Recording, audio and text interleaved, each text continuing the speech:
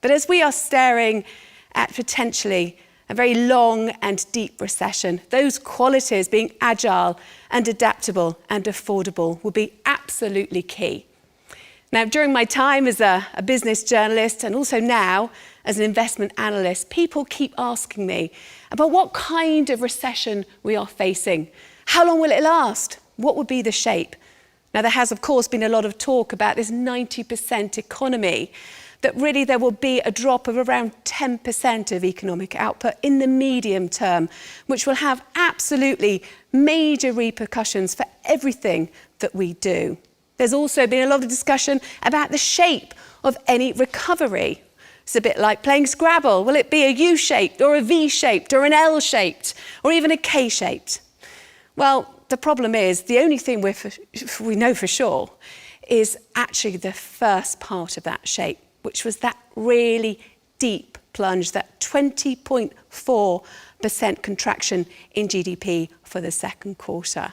Ever since then, since May, there's been a fragile recovery. There was lots of hopes, of course, that with the reopening of the economy, it would get a lot better much more quickly. Of course, the Eat Out to Help Out scheme has helped. Also, we've had people returning to the high street and spending again. But it's been a real wobble. And that's because of this crisis that we've seen in consumer confidence. Consumer confidence is absolutely key. Household spending makes up 63% of GDP. So trying to get people spending again is absolutely vital for the recovery. And this is where the furlough scheme unwinding is going to be extremely important, because it is feared that as people drop off furlough, they'll go into unemployment. And the Office of Budget Responsibility is predicting that, in fact, there could be a spike to 12% in unemployment before Christmas. So that really does show that if there is to be a V-shaped recovery, it's going to be extremely wobbly indeed, and can quite easily tip into a W shape. Certainly, if another lockdown is imposed across the UK, and we've already seen those restrictions being tightened right now. And in fact, the shape of the recovery in towns and cities where there have been local lockdowns certainly does look like a W. However, there is also a lot of speculation that, in fact, what we're looking at is a K-shaped recovery.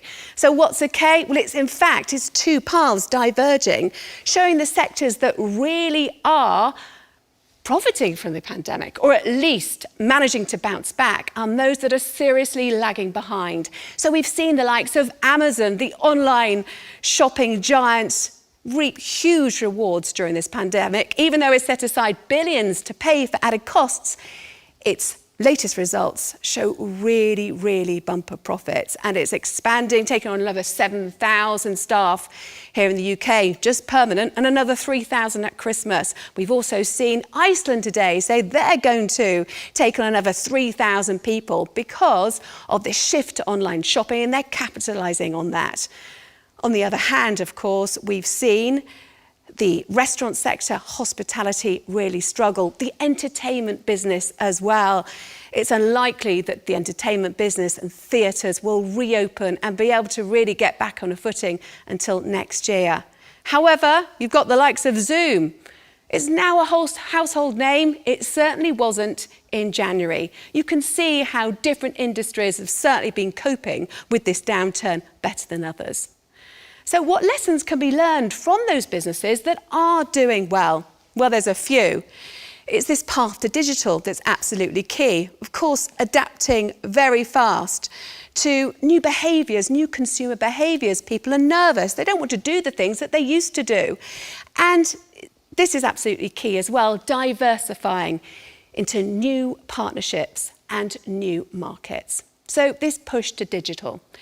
We've seen, of course, with retail, just how important it's been. Those retailers, those supermarkets who had efficient online platforms have done extremely well. But it's not too late to catch up. We've seen as well the restaurant sector be particularly adaptable as far as online bookings are concerned. But I think as well the restaurant sector also really shows how they've been adapting to new behaviours. You have streeteries springing out and up in various different towns and cities around the UK where parts of roads have been allocated for tables and chairs. You've got innovative solutions because people are fearful still of eating inside restaurants. 2 in 5 people say they feel comfortable with dining inside a restaurant at the moment, but still 3 in 5 people aren't comfortable. That is a huge headache for the hospitality sector. What do? Well, they put pop-up booths, which are waterproof with a castaway theme. They have retractable shutters coming out from their shop fronts. They borrow space from their next-door neighbours. They're adapting, they're thinking, what do our customers want? How are they going to behave? How can we adapt to that really quickly? Then, of course, the other thing that is absolutely key is diversifying into new markets and new products. Take Clearwater, for example, a husband and wife team who had to mothball their construction company in March. They were staring disaster in the face, but they recognised the need that we have for hand sanitizer. They teamed up with a gin distillery in Aberdeenshire, and they've won a raft of contracts, and they have a multi-million-pound turnover in just months. The examples come thick and fast. Next teamed up with Amazon and is allowing Amazon customers to pick up parcels from store. So while other high street chains really are struggling, Next could increase footfall and incremental spend because of that partnership.